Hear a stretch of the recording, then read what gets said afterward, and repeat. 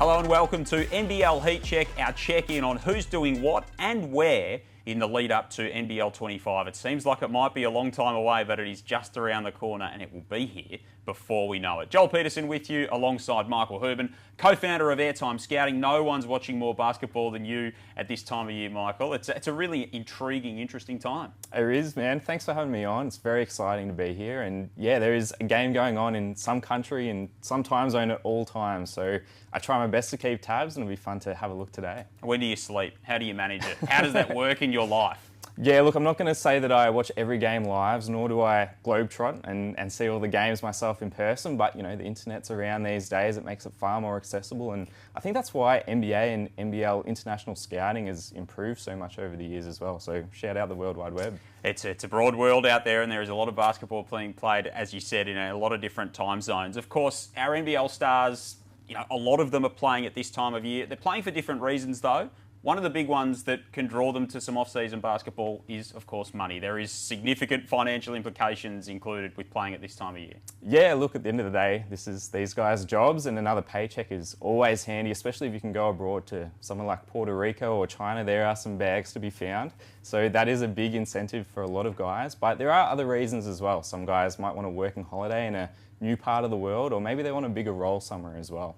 I reckon a bit of time on the beach in Puerto Rico in between basketball games wouldn't be too bad. The other thing that's really there for a lot of players, and these can be older players, they could be younger players, is the notion that you can improve. That opportunity, playing a bigger role, developing your skills, that's a big part of this as well, isn't it? Yeah, it is. Look, you can get in a gym and work 1-on-0 or against cones, but at the end of the day, these games are played against opposition, and that's where you ultimately get your confidence and improve as a player. So the ability, especially for guys that maybe haven't played too much, to go in, take on a big role and apply to game reps is a big way to get confidence up, also build their conditioning and momentum for the NBL season to come. So what we'll do is we'll sort of whip around the various places that players are playing at the moment. We're going to start overseas because there are opportunities abroad for players from NBL teams, and they're heading to all corners of the globe. One place is a little country called Latvia in northeastern Europe. It's a land of cured fish, it's cold, but it is a growing basketball community in that part of the world, and that is where Geordie Hunter, of course, formerly of the Sydney Kings, now of the South East Melbourne Phoenix, is plying his trade at the moment and doing some really good stuff. Yeah, Geordie Hunter flew straight on the plane. The Sydney Kings could not quite get a championship this season, but that's okay. Just go somewhere new and chase the ring over there. That's what Geordie's doing in Latvia right now.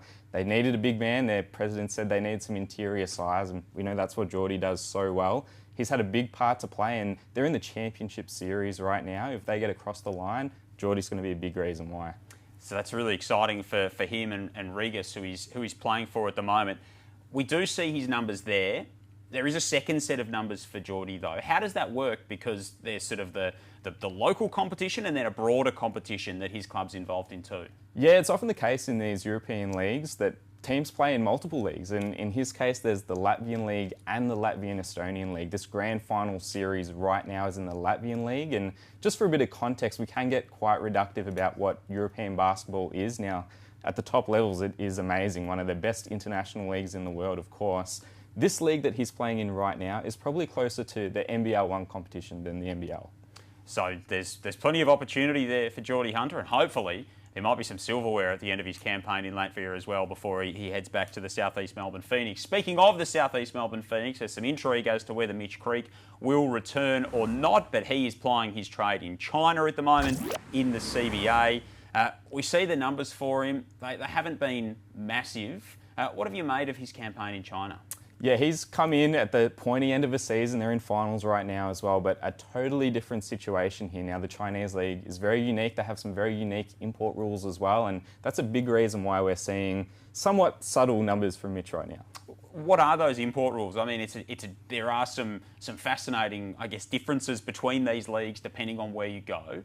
What are the rules in the Chinese Basketball Association as it pertains to imports? Yeah, essentially you can have up to 4 imports per team, but the big caveat here is that you can only have 1 on the court per time. Now, Xinjiang have 3 imports. They have Mitch, they have Lindell Wigington, and they have Dominique Jones. Those guys were there earlier. They're established part of the rotation. Mitch is the latecomer trying to get a foot in the door, and as such, he's only scoring at about a point a minute, which is fantastic, but he's only getting 5 or 10 minutes a game. So him not playing much has little to do with his ability to contribute in that league, but rather is a byproduct of those restrictions. So I guess with those restrictions, timing can be really important too, whether you're kind of the piece that the team builds around or maybe an additive piece like Mitch was later in the piece. Yeah, that's why it's so hard for a guy like Mitch or anybody to come in at that time of the year. You're essentially trying to fit in last minute and see if you can carve a role. Now, we know Mitch has that Asia out clause potentially into next season. If he's recruited early and he is a centrepiece of a roster, then he would expect to have a much larger role than this. One player staying in Asia who provided us with plenty of highlights last year was Youngjung Lee with the Illawarra Hawks. Sharp shooter, but especially in the playoffs late in the season, carved out a bigger role under Justin Tatum, some offensive rebounding, his defence improved, and he's doing some really good things for Osaka in the Japanese league at the moment. Yeah, this is what Youngjung Lee is capable of. We saw glimpses of it this past NBL season, but if you look back to his career at Davidson, he had a fantastic college career. He had NBA draft interest, and that season between that point and his time signing in the NBL, he had some injury setbacks, so not a lot of momentum coming into that first Hawks year. I think he's going to come in next season and command a much bigger role. He's a top 3 scorer on his team alongside former NBL import Sean Long, and I think if you're the Illawarra Hawks, you'd be projecting potentially to start him next season, depending on how that roster shakes out. That's really exciting. He did start at various times throughout the course of the last season. One player who can play a little bit. Guy by the name of Xavier Cooks. Most NBL fans have heard of him. Of course, the MVP championship winner with the Sydney Kings. He's in Japan as well before a return to the NBL, and as usual, he's putting up some very nice numbers. Yeah, not surprising, right? Xavier Cooks was one of the best players in the NBL. He'd be one of the best players in any international league in the world. And I think this is just another data point for Sydney to say, okay, we've thrown big money at this guy. He's going to be a big reason why we're going to have a comeback season next season. And this is assurance that he's in best form. Now, as free agency rolls on, players are still signing with teams. Grant Anticevic, who was one who recently linked up with an NBL club, he's playing in Germany at the moment. Yeah, Germany is a very legitimate international league and he's having a really big role for this team. Specifically, this 3-point percentage is very interesting. He is a stretch 4 and Modi spoke to Hulls last week about maximising shooting to maximise these driving lanes for PJC. If he can shoot at this level in the NBL, then they've really found themselves an underrated piece. So he's linking back up with the Breakers now. New Zealand have a really talented network of scouts. They scour the globe. They've got their foot in all kinds of doors. It's not a surprise to see them sort of cast the net pretty wide with some of these signings. Yeah, they're very well acquainted with the German BBL. Now, Will McDowell-White is projected to go to Alba Berlin, another team in that league next season, and Yannick Wetzel plays there at the moment. So all their assistant coaches that Modi has have coached in this league at one point in time. So they're the authority when it comes to scouting this particular league. We spoke about being on the beach in Puerto Rico. There's a few NBL players who are there at the moment. This seems to be a growing trend that this is becoming increasingly either a feeder league for NBL players to come to or a league where they can go to in the off-season. Yeah, lots of reasons to want to go and play in Puerto Rico. The salary is one major one, the lifestyle. They have a really game-heavy schedule as well. So that's why we see guys like Boogie Cousins and Tyreek Evans were there last year. A lot of NBA names there this year as well. But a couple of NBL names as well. Milton Doyle is doing really well there this season. But one guy I really want to shout out is Jonah Bolden. He actually came in temporarily as Jalil Okafor's potential replacement. Now that's finished. Jalil's come back. He was in the CBA for a time. But Jonah outplayed him during his time there, and as such, he's fielding interest from a variety of other Puerto Rican teams, and we should see him back for the rest of the season. Well, that's really exciting for Jonah Bolden, who's doing great things before embarking on that campaign with New Zealand. That is going to be our focus next.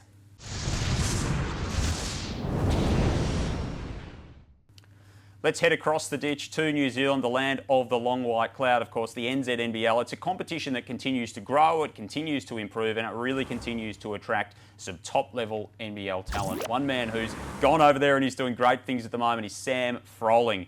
He's playing with the Taranaki Airs in New Plymouth at the foot of the beautiful Mount Egmont. It's a lovely part of the world on the North Island, and his basketball is living up to the scenery. Yeah, you forget that Sam is still so young, won the Next Gen Award last season. Well, every off-season he goes, he plays in an international league, this time New Zealand, and he gets better. He comes back and has a better NBL season. So very interesting to see how he'll go with Taranaki this season. He's putting up some massive numbers right now. I'd expect him to be an MVP candidate, and I'd expect him to grow and have an even bigger role with Illawarra next season. So what can he improve on? Where does that growth come from for Sam Froling? Yeah, we know he's a fantastic interior presence, and that's where he's getting his numbers right now. What I would love to see this coming season is a bit more of the outside shot. It's an element of his game that we saw as a junior player. He's largely pocketed it as an NBL player.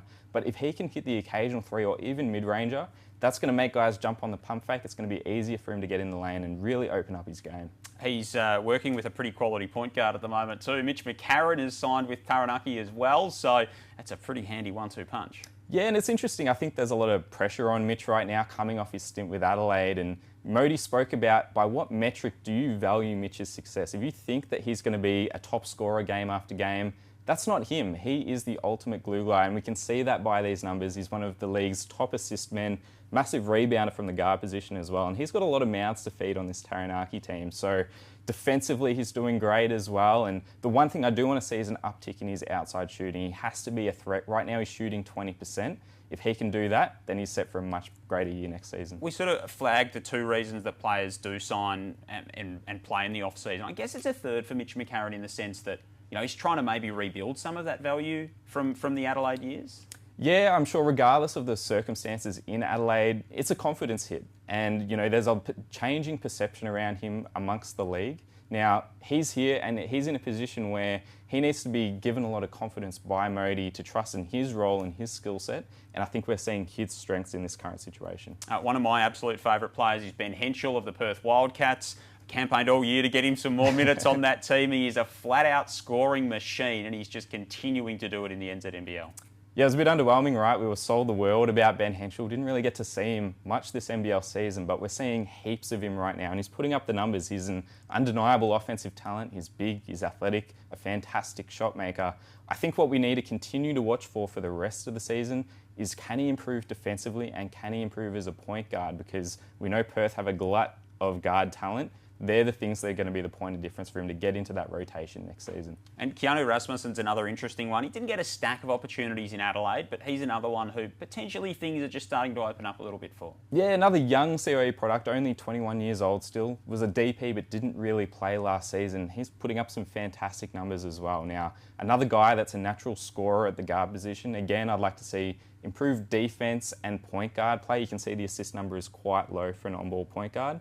But those qualities, just the scoring in itself, is enough promise that we should see him back in a DP spot. Another hometown kid for Adelaide as well. Yeah, they're certainly homing in on those South Australian products. So that's the NZNBL, as we said, a growing competition, and there's so many players plying their trade there at the moment, and there's even more in terms of what's happening in our own backyard.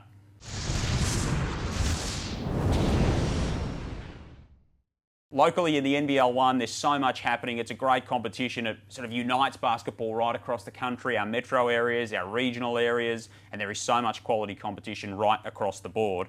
Michael Harris, we've been used to seeing him put up big numbers in this competition, and he continues just to keep knocking down shots. Yeah, this is why it's so hard for a guy like Ben Henschel, right? This is a guy that's on the outskirts of Perth's rotation. He's probably the guy that's going to miss out on a lot of minutes. And he's out here putting 40 pieces up in the NBL 1. He's a fantastic scorer. I think the troubling thing for him, obviously credit to Perth for identifying this player. I think he's a real NBL talent. But again, they've got so many guards. I think what he does bring to that team, though, is elite shooting. Last weekend, he had 10 three-point makes, and there's always room for that. So they might go a bit small with some lineups, and this sort of production lends itself to the NBL very nicely. Well, John Riley's just investing in all kinds of Harrises over there in Perth, and it's paying off for him at the moment. Tanner Krebs is another one who enjoyed some strong production during the NBL season, and again, he's making that count now in the off-season. Yeah, it's felt like he's always been on the precipice of breaking out as a legitimate NBL player, and he did have a really good season for Melbourne United this season past, and he's always been able to put his best foot forward really in the NBL 1 competition. He's been fantastic. He's doing it again this season. One thing I'm really loving, he's shooting well above 40% from three. Now, that's something he was so good at college with St Mary's. He was a consistent outside shooter. Haven't quite seen that translate to the NBL level yet. But if you're not United, you're looking at this production and thinking a little bit more confidence in a greater role next season.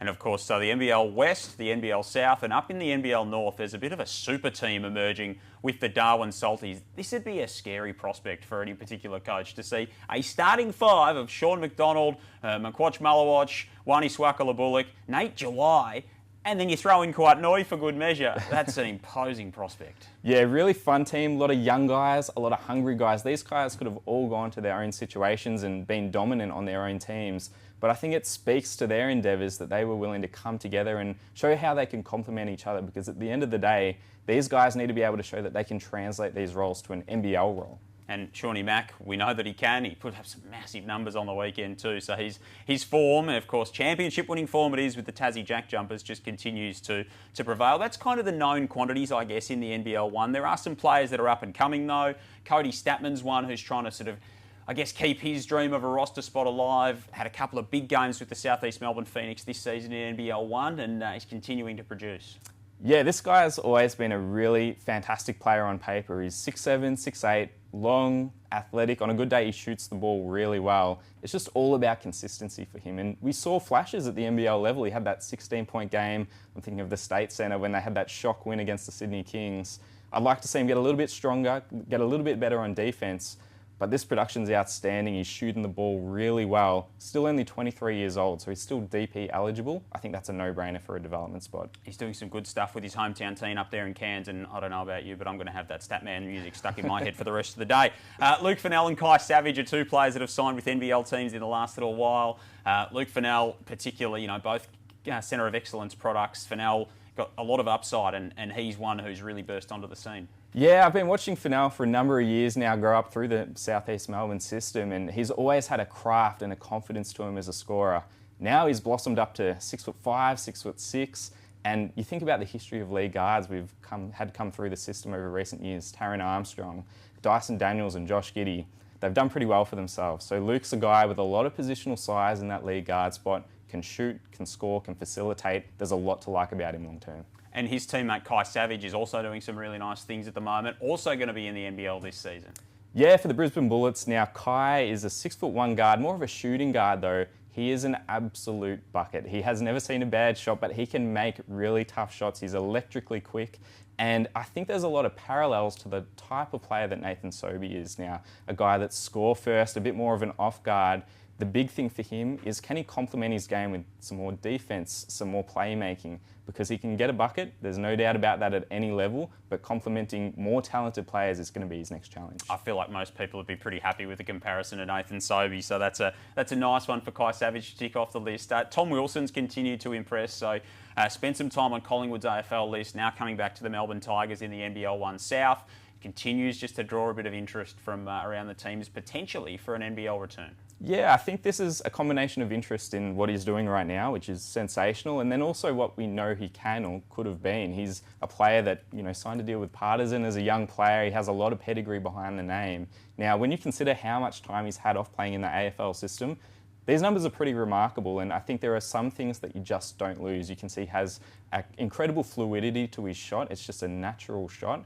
And then on top of that, he reads the game really well. We can see that with his assist numbers as well. So teams are projecting that he's going to continue to improve, and if so, there's a roster spot awaiting for him. And some good news in the last little while for Jacob Rigoni too. Has signed a deal with, 1 year plus a team option for the second year with the Adelaide 36ers. He's had a really productive off-season, doing some good things, and they're keen to see that progress and give him a little bit more opportunity. Yeah, another young player who has been remarkable in the NBL 1 competition, putting up great numbers. I think the best thing about Rigoni is he's a knockdown shooter. Again, you can never have too much shooting. He's someone that can play the 3, play the 4, and give you that floor spacing around your key players. Now, I think the big question mark for him is athletically. Can he defend those 3 or 4, particularly the 3 position? But again, a hometown boy, 11th, 12th roster spot, why not? I don't know how you do it all, Michael. I just don't know how you compress all that information and all that time into finding the answers to our questions here. But it's great to have your insight. There's going to be so much more basketball to come over the next little while. So thanks for your time on NBL Heat Check. Thanks very much. And thanks to you for watching as well. We'll be back with you in the coming weeks as we continue to track who's doing what in the NBL off-season. NBL 25 isn't too far away, so stay tuned. Thanks for your company on NBL Heat Check.